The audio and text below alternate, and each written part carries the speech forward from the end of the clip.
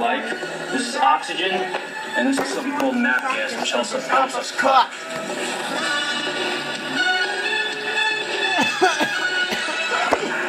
You can tell by the color, the cones, and the flame that it's in good working order. I can shut it down.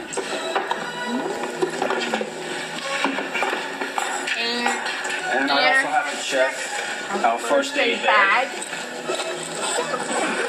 We use this for heart attacks, car accidents, people that go in the river. You can see we have a lot of stuff, bandages, dressings, neck braces. Everything seems to be well stocked. Are they ready to go out yet? No, not yet, Tommy. First, the firefighters have to make sure their tools and equipment are working perfectly. But let's talk with firefighter Thor over there. He'll tell us about the uniforms the firefighters wear to help protect themselves, and about some of the important tools they need to do their jobs.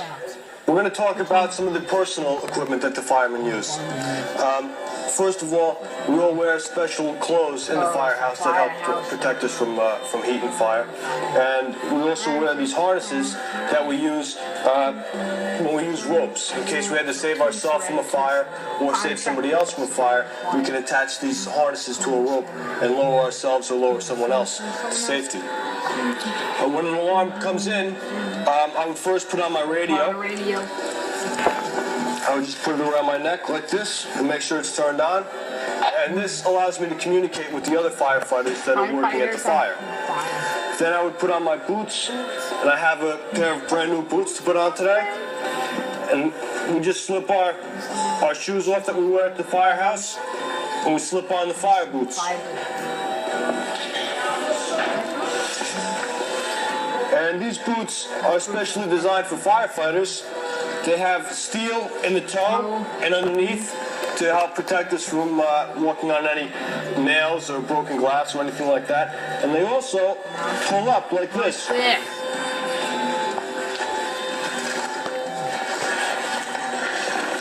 High up on our legs.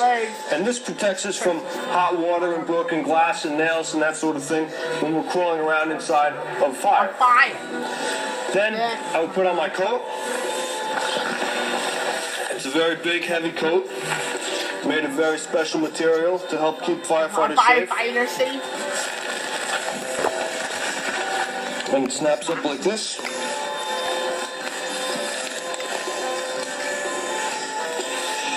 And it has these big yellow stripes on, and this helps, these are reflective. And it helps to allow us to see each other in a fire, and if ever we should get hurt or trapped, it would help other firefighters to find us.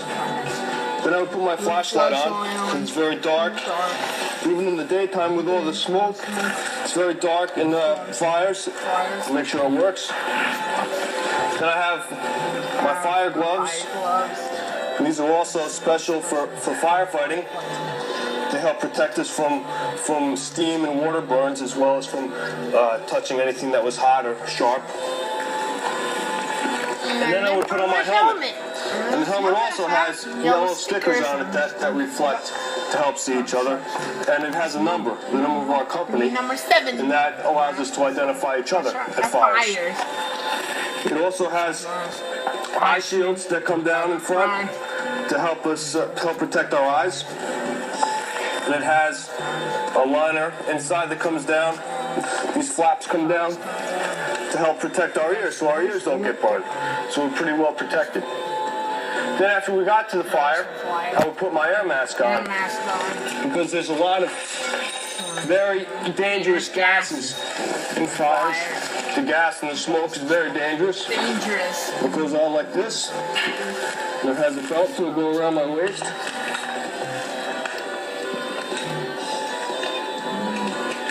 And this is very heavy to carry, but it's the only thing that helps us breathe in a fire. And when we got close to the fire, I would turn it on, and it's going to make a noise. And that lets me know that it's working. And that noise also lets me know if it starts to run out of air. If it starts to run out of air, it makes that noise and it tells me to get out. When we put it on, it has this net that goes over my head to help keep it in place.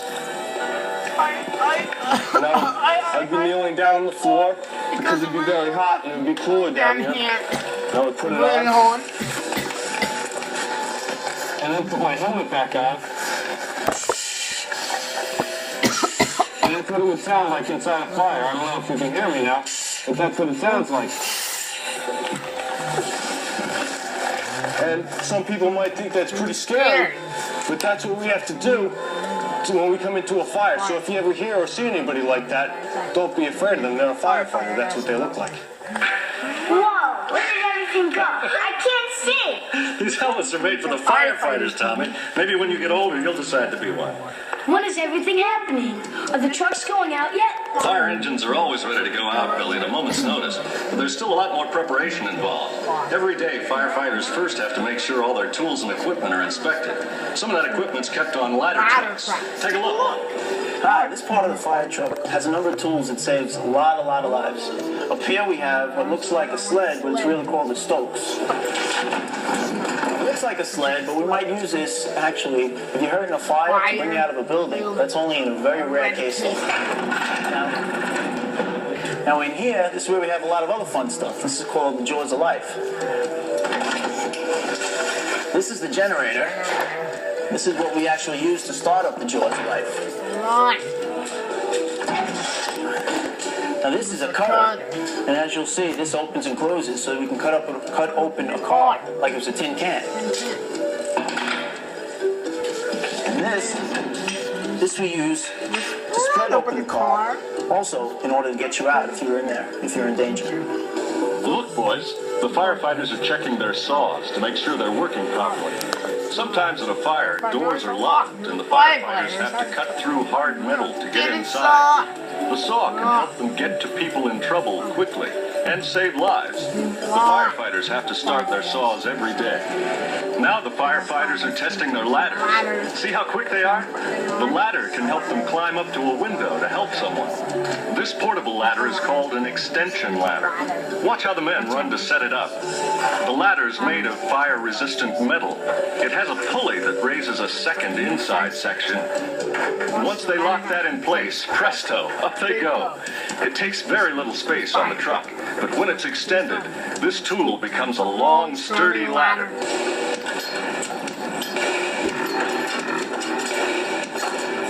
Do they hook up the hoses to a fire hydrant? No, we get the water from a fire hydrant, but then we put it in a special truck called an engine or a pumper.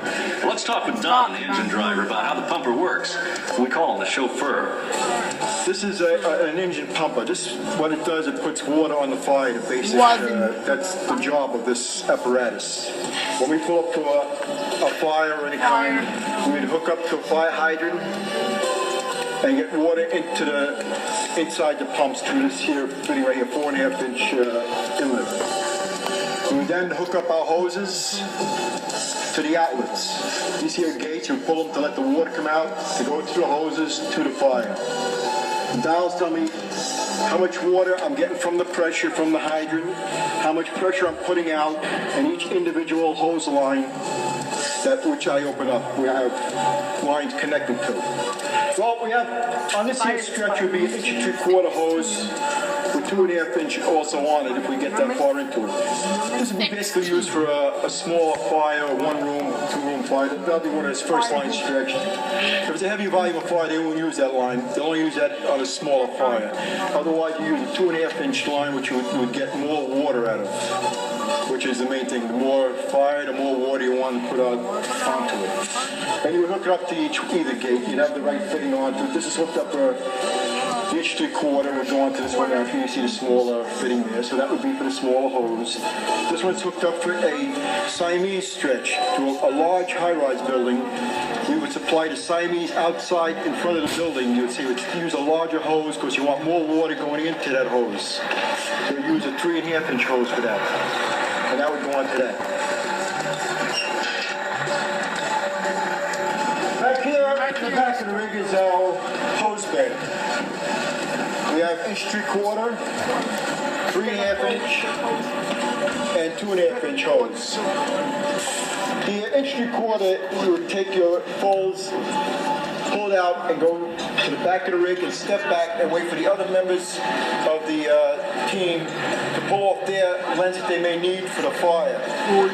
Then they would proceed to the fire building. Then the chauffeur and myself would break the line and hook it up to the side of the pumper and proceed to give them water as much they needed, hopefully. This here is what they call a roller. The members bring inside to the building a high-rise building, which I would hook up to the Siamese with the 3.5-inch hose.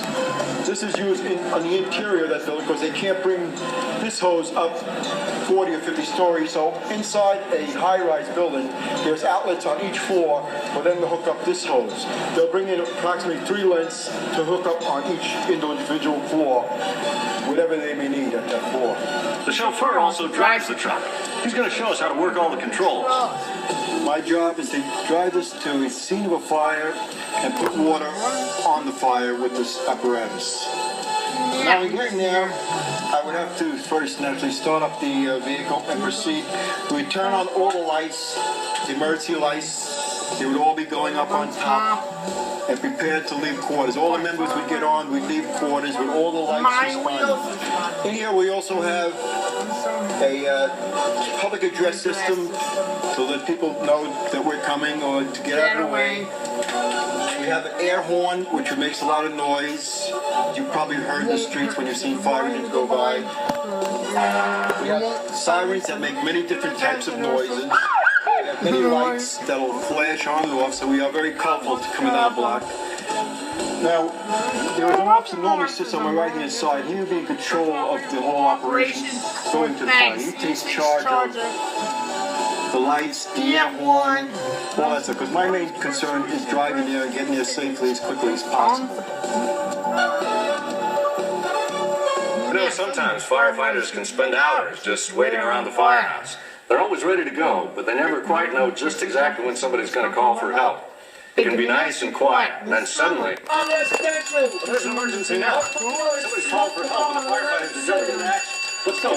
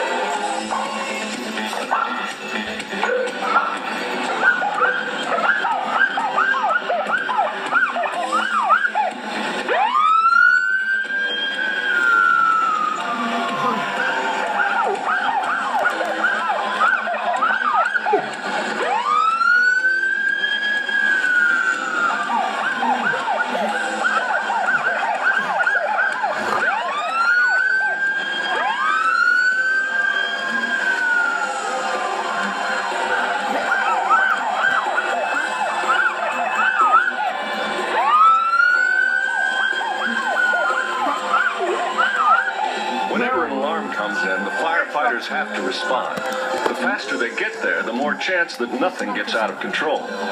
Sometimes firefighters have to go into tall buildings to try and find the smoke before it turns into a big fire. Other times it's just a false alarm or a very small fire. But every time there's a call or an alarm, they still have to leave the firehouse, just in case it's an emergency. For some calls, the fire's already started, and the firefighters have to work very hard and fast to put it out. Stay back, boys. Fighting a fire is very dangerous work, and everyone has to keep behind the trucks to stay safe. Look at those firemen put out that fire. See those hoses spraying water?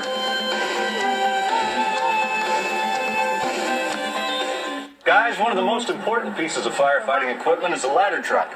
It has a bucket that can spray water directly into a fire, and it can help save people that might be trapped inside a house or a building. And each ladder truck has a supervisor who makes sure everyone does their job. Lieutenant Kozlowski's in charge of this truck today. I'm the officer on duty in the ladder company today, also known as the truck company.